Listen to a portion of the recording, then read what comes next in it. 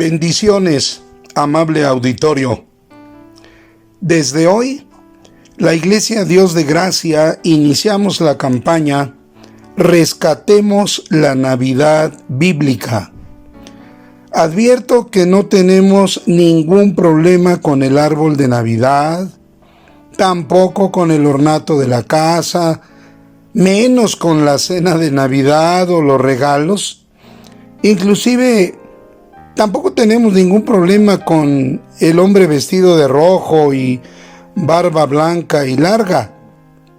Lo que nos preocupa es que los himnos compuestos para honrar a Dios o para describir el portentoso acto del nacimiento de nuestro Señor Jesucristo, hoy sirven de música de fondo en comerciales y películas que nada tienen que ver con la primera Navidad. Lo que nos preocupa es que es posible que miembros del pueblo de Dios se han dejado influir por la Navidad social que nada tiene que ver con la llegada al mundo del Hijo de Dios. Nada tiene que ver con subrayar el fin específico y trascendental para el cual el Hijo de Dios, nuestro Señor Jesucristo, vino a nacer a este mundo.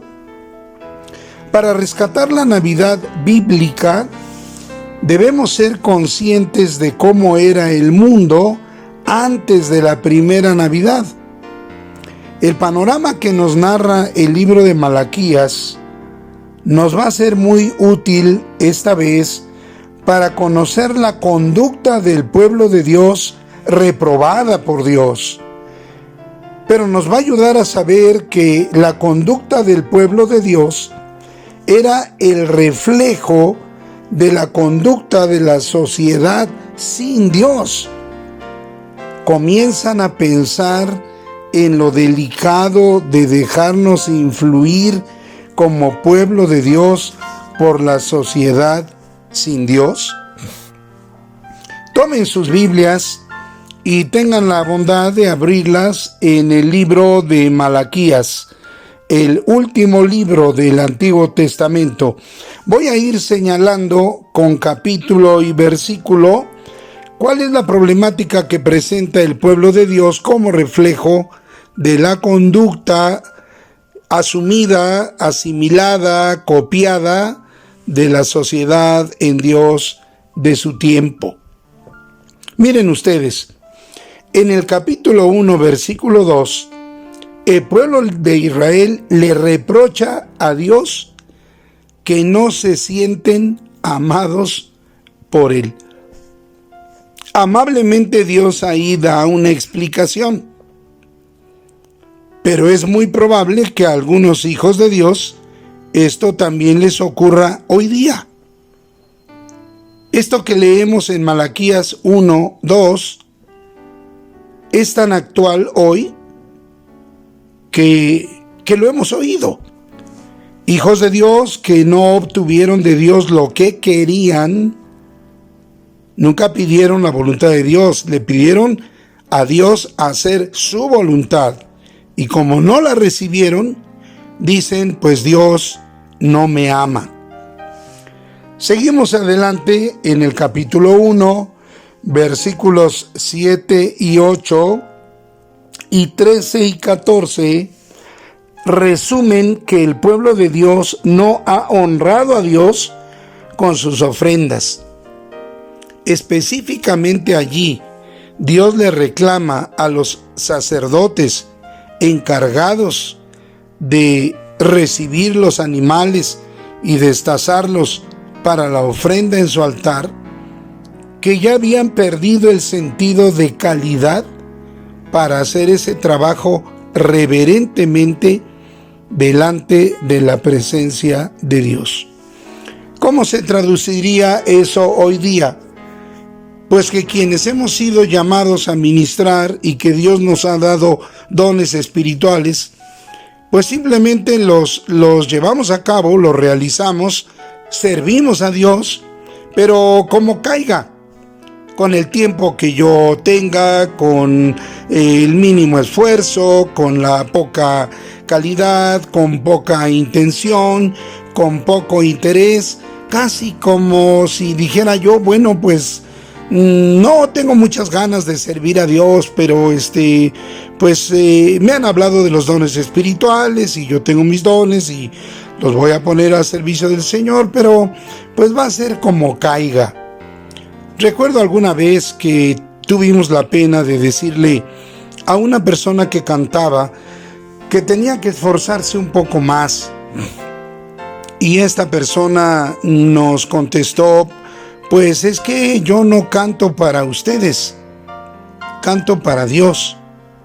Y nosotros le respondimos, pues por eso, exactamente por eso. Tienes que ensayar, tienes que aprender, tienes que practicar, etcétera, etcétera, etcétera. Aquí Dios le está reprochando a su pueblo que no lo honran con las ofrendas que ofrecen en su altar. Seguimos adelante. Vamos a Malaquías capítulo 1, versículo 12. Allí el pueblo de Israel le dice a Dios que sus bendiciones no nos son agradables. ¿Se acuerdan ustedes de aquel pasaje también del Antiguo Testamento cuando Dios le dio a comer a su pueblo maná en el desierto y de repente le reclamaron a su siervo Moisés porque ese alimento ya les había aburrido? ¿Recuerdan que luego Dios les mandó codornices y les instruyó a tomar solo lo que necesitaran y el pueblo tomó más, pensando que a Dios se le podría olvidar al día siguiente dejar caer codornices, y eso de más que tomaron se pudrió, se echó a perder y provocó una terrible peste y murieron muchos? ¿Te han aburrido a ti y a mí las bendiciones que Dios nos da? Ya estamos enfadados de lo mismo, queremos algo nuevo, queremos algo diferente, algo que le agrade a nuestro ego, que sea altamente placentero. Nos está faltando humildad para darle gracias a Dios por todo. Vean ahora por favor en Malaquías 2:8. Dice allí que el pueblo de Israel no ha seguido el consejo de la palabra de Dios. Diríamos hoy día, como que un hijo de Dios no siga el consejo bíblico.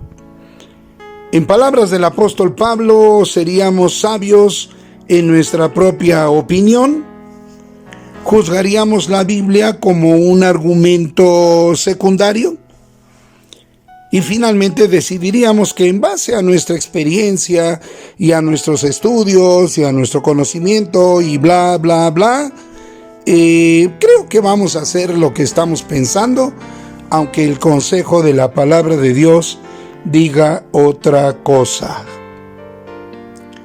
Vean el capítulo 2, versículo 11. Ahí ya definitivamente el pueblo de Dios puso su confianza en otros sujetos, en otras cosas, en otras filosofías, en otras ideas y no en Dios. Esta, mis amados hermanos, es una consecuencia natural de dejar el consejo de la palabra de Dios. Este es el resultado normal de poner la Biblia en cuarto o quinto lugar y poner encima libros de oradores, de conferencistas y de hombres famosos internacionales que traen ideas que nos sorprenden y nosotros las tomamos y entonces definitivamente dejamos el consejo de la palabra de Dios fuera de nuestra práctica y de nuestra vida. Seguimos en el capítulo 2 de Malaquías. Ahora en los versículos 15 y 16. Ahí Dios le reclama a su pueblo que ha hecho mal uso de la relación conyugal y le ha dado un mal trato el varón a la mujer. Este tema es totalmente actual hoy día y ya no podemos decir que solo los varones han maltratado a las mujeres. Hoy podemos decir que hombres y mujeres han maltratado la figura del matrimonio, han hecho una caricatura de esta maravillosa institución que Dios estableció al principio de la humanidad, de modo que hoy el matrimonio es un tema de risa, de burla, de mofa. Los divorcios están a la orden del día por cualquier simpleza. Muchas parejas ya no quieren trabajar en sanar, en corregir, en restaurar su problemática conyugal, y definitivamente habrá personas que decidirán vivir en unión libre como para no asumir el compromiso pleno de una relación matrimonial. Vamos adelante, seguimos en el capítulo 2. Ahora vean el verso 17. Ahí el pueblo de Israel da clara muestra que no comprende la misericordia de Dios cuando Él la aplica a personas malas, desobedientes a su dirección, culpables. Ahí el pueblo de Dios muestra una actitud feroz, como de convertirse en consejeros de Dios, de decirle: Dios, este hombre, esta mujer, este joven actuó mal, castígalo, repréndelo, elimínalo. Estoy recordando al apóstol Juan y a su hermano cuando en un poblado donde no recibieron a Jesús como se esperaba, con toda atención, con toda cordialidad, le dijeron a Jesús: si quieres, pedimos que caiga fuego del cielo y consuma a estas personas. Una actitud feroz que podría manifestar molestia con Dios, porque parece que no aplicas la justicia de la que hablas en tu palabra y no reprendes y no castigas a los malhechores, olvidándose que la Biblia dice también: porque no quiero la muerte del que muere, sino que todos procedan al arrepentimiento. Seguimos adelante.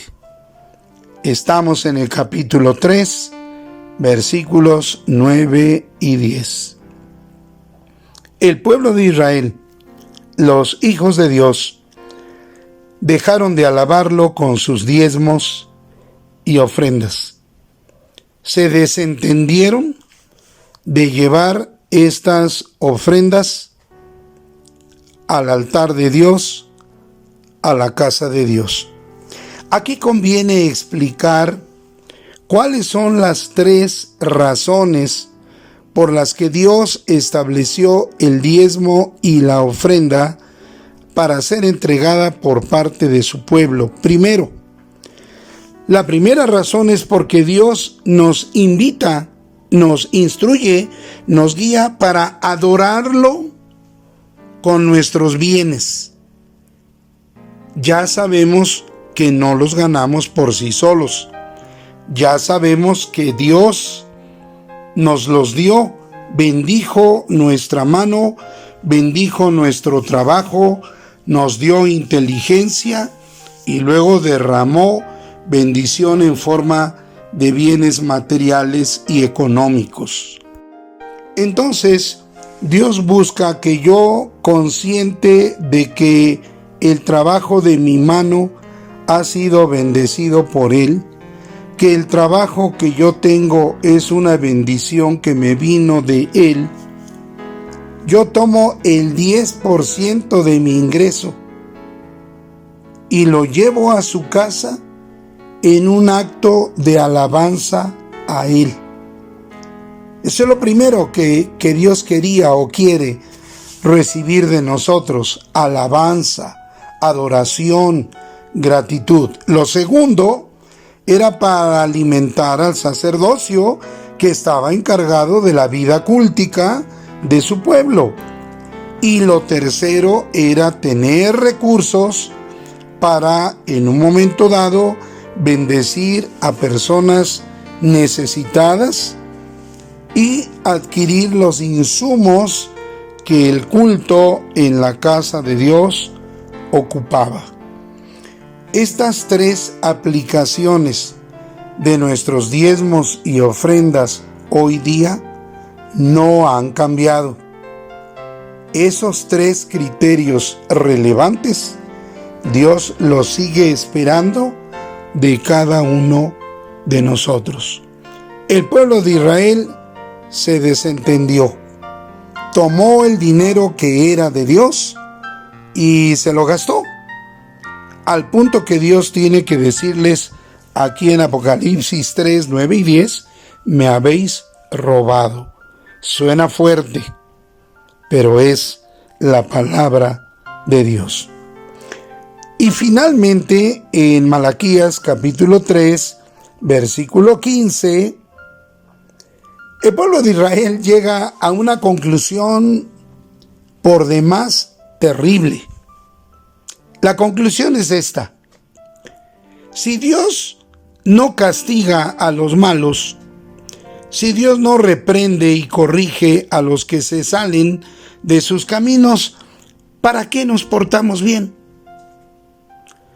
Algo así como una nueva filosofía de, bueno, al final nos va a perdonar a todos y nosotros ya habremos hecho nuestra voluntad, lo que queríamos, y al final, bueno, recibiremos todos esos castigos y recompensas de que habla su palabra. Por supuesto, mis amados, hay gente que sigue pensando así hoy. Hijos de Dios, miembros del pueblo de Dios que han equivocado la doctrina de la gracia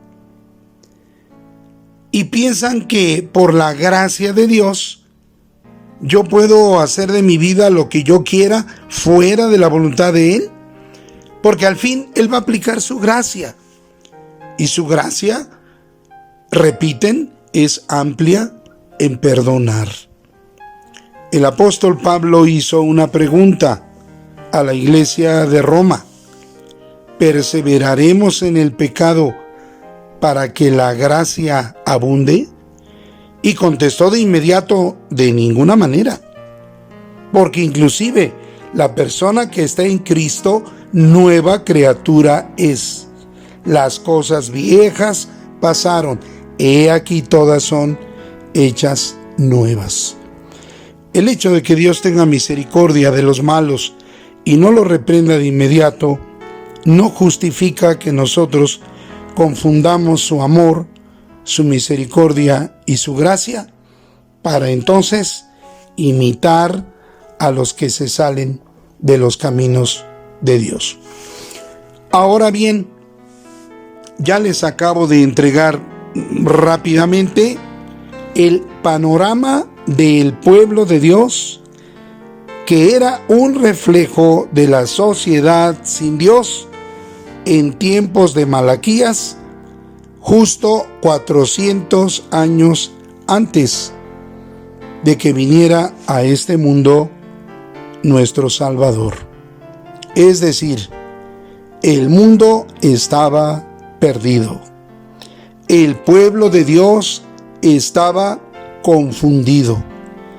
Existía la gran necesidad de que el mismísimo soberano y majestuoso Dios del universo encarnara, se hiciera como nosotros y viniera a presentarnos la voluntad de Dios encarnada, modelando con su conducta a lo largo de algunos años.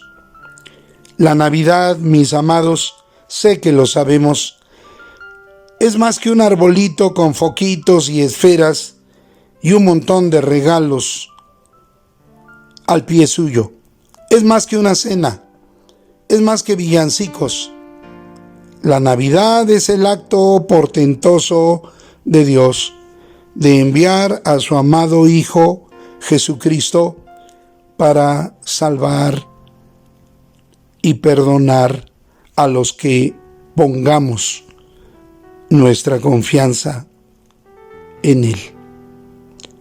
Los animo, los invito a que se sumen a nosotros para que juntos rescatemos la Navidad bíblica.